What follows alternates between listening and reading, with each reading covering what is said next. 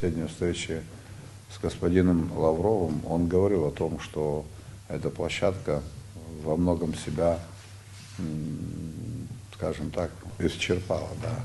Поэтому он спросил, не возражает ли абхазская сторона, чтобы продолжилась работа по поиску более подходящей. И речь шла в том числе о столице Беларуси, о городе Минск или о столицах других государств.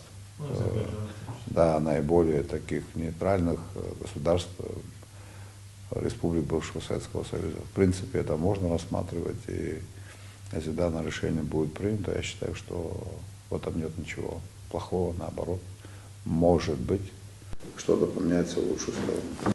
Да, Аслан Георгиевич, за последнее время очень много информации поступает к нам из МИДа России относительно того, что Женева не может обеспечить равные условия для участников переговорного процесса, не может обеспечить соответствующим, надлежащим, адекватным образом организационно-технические условия по переговорам. Поэтому этот вопрос очень актуален. Я полагаю, что он и в перспективе будет очень актуален.